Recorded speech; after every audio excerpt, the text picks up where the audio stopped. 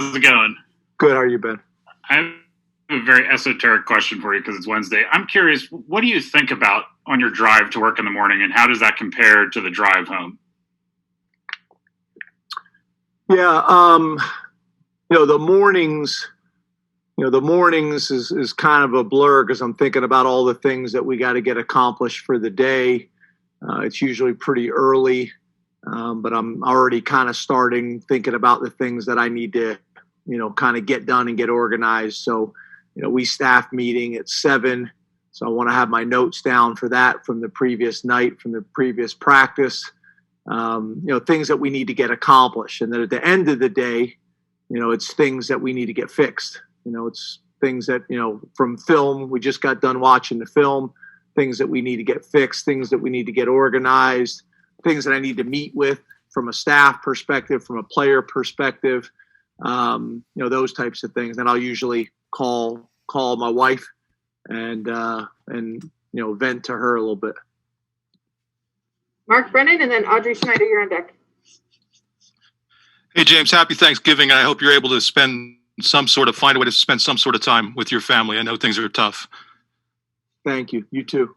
Hey, is there anything that you can share with us about where Devin Ford is, understanding there's only certain things you can tell us? And on a broader perspective, how much different is it when you have a guy like that able to play as opposed to having to rely on your 2 freshmen? Thank you.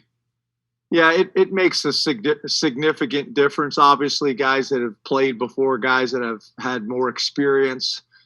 Obviously, you guys know what that running back room was like before the season started, and it's changed dramatically. So, Devin, we're hoping to hear something tomorrow, whether he'll be available or not. Maybe on Friday we'll hear something. But as of right now, we're dependent on the 2 young guys. Audrey Snyder, and then Parth, you're on deck. Hey, James, happy early Thanksgiving. You too, Audrey. Thanks. I wanted to ask you about Taquan Roberson. I know he wasn't available last week. Was that a medical thing? And if so, is he this week? And kind of regardless of his availability, how have you seen him develop this year? Yeah, that was a medical situation that made him unavailable. He's really was having a really good fall. We scrimmage on Sundays, and he was getting, I would say pretty much all of the reps on those Sunday scrimmages, get a chance to evaluate him, get a chance to develop him, and was doing some really nice things. I thought he had made a big improvement. Obviously, we didn't get a chance to see him in the spring. So that time was important, and he had really done a nice job. So, but he had not been available the last couple of weeks. Parth Upadhyay and Nubias, you're on deck. Hey, Coach, happy early Thanksgiving. You too, Parth. In his 2 years on campus so far, what have you kind of seen from Brenton Strange that kind of gives you an idea of how ready he is to fill those shoes of Pat Freiermuth? Yeah, he's gotten bigger and stronger. He's really changed his body. He's very physical in the run game. He's a guy that gives us, a really physical element in our blocking schemes and the things that we want to do. But he also can make plays with the ball in the air, so he's kind of exactly what we're looking for at that position. He's kind of a no-nonsense type of kid. He's very coachable. We think he's got a very bright future. That tight end room, again, we were really excited about that tight end room, and we got some other guys too. Obviously, Theo's done some nice things. Kuntz had not been available, but we got him back available. So that's a good thing. And we need to continue to build there. Tobias Wilborn and Nate Bauer, you're on deck. Hey, James, happy Thanksgiving to you. Hope you get to have a good turkey and some good times, a little bit at least. You too. Thank you. I'm going to do my best, man. From there, obviously with the injuries and guys and certain players opting out, all the things, you've had to play a lot of young guys in really prominent roles. How much does it help you this year, but also going forward into 2021 and going from there? Yeah, I get the question, but to be honest with you, we're just completely focused on trying to find a way to get a win against Michigan.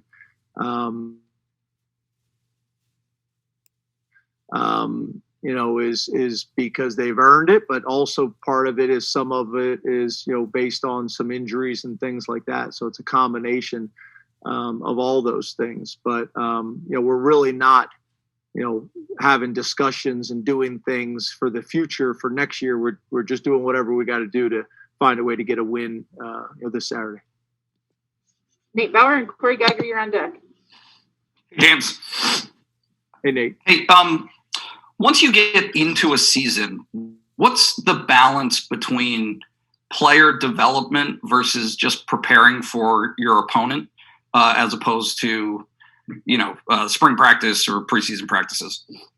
Yeah, I think there's always got to be an aspect of that. That's where the individuals are. That's where, the Sunday scrimmages are.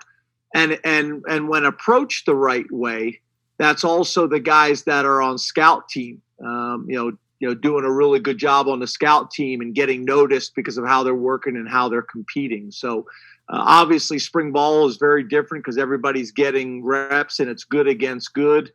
There are no scout teams during spring ball, but during the season, it's individual, it's the Sunday scrimmages.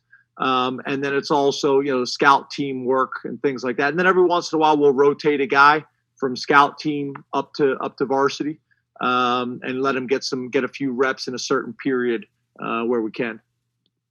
Corey Geiger and Tyler Donahue, you're on deck.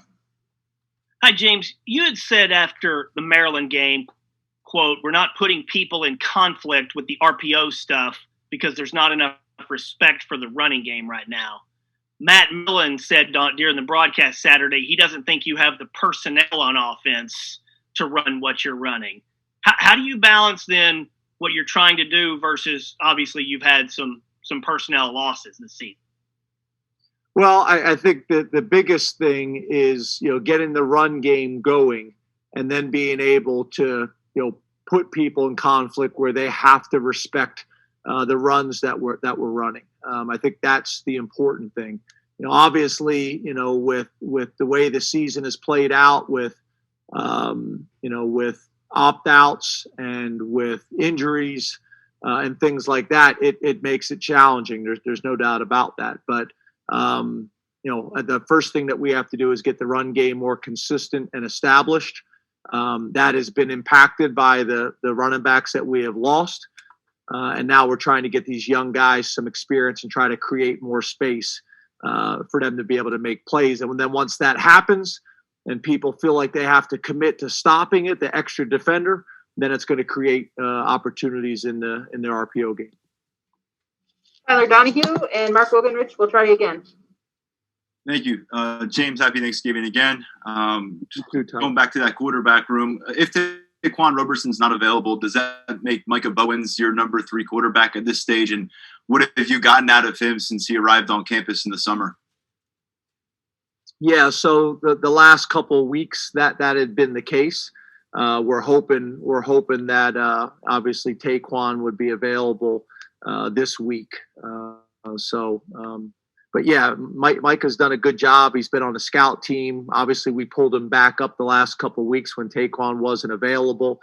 He's a smart guy. He picks up things well. He's got a really good feel for the position and a really good understanding. And obviously, he's got quickness and change of direction, which we saw on high school film as well. So, we're excited about his future to see what he could do. Mark Wogenrich, and then we'll go to Greg Pickle. Trying now, good? Yes, sir. Got you now, Mark. I appreciate it. Thanks, James. Happy Thanksgiving. You too. And so another quarterback question. What steps, James, have you taken in practice to address the quarterback turnovers, particularly the ball control and the fumbles? Yeah, I think, first of all, it starts in our individuals where we do a ball security drill every day. Before becoming a head coach, I'd never been anywhere where we do ball security drills every single day, not just part of practice, specific drills every single day. And then it's obviously the other thing is, making sure that the guys understand, these things where you don't get hit in practice, don't fall into bad habits that you think you can get away with something in the pocket that you can't when it's live. So being able to show them examples of that on film, being able to show them examples of that in games, and making sure that they just have a realistic understanding of how it's going to go consistently. Greg Pickle and then John Petishnak. Good evening, Coach. Happy Thanksgiving. You too, Greg. Thank you very, very much. Hey, I'm curious. You've mentioned over the last couple of weeks guys being unavailable for health reasons. Do you chalk that up to is it bad luck? Is it the way that the offseason went because of the pandemic, or is it something else? What do you chalk that up to? It seems like, and maybe I'm wrong, but it seems like maybe more guys are unavailable for health reasons this year than in years past. Thank you, and have a good rest of the week. And thank you too.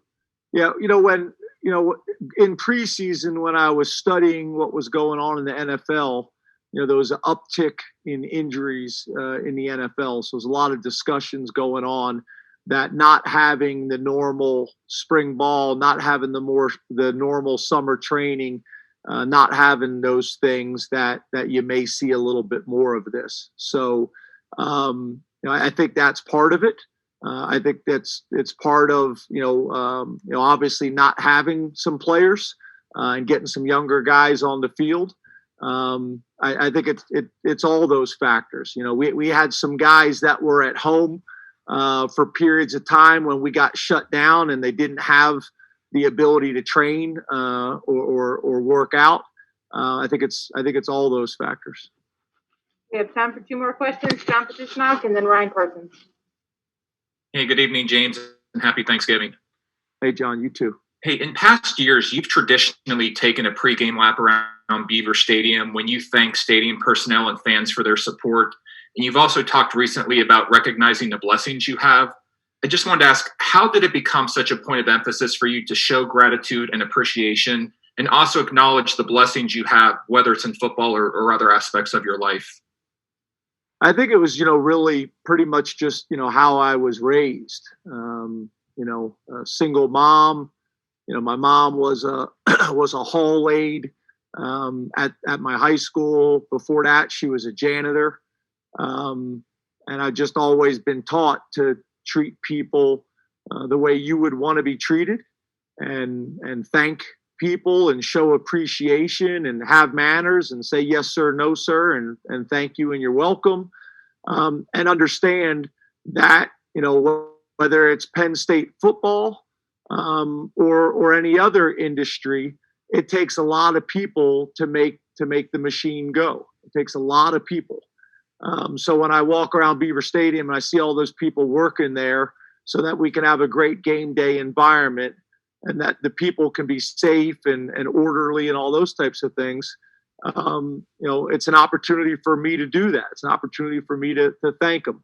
I've kind of always taken a lap. It's usually been with my daughters.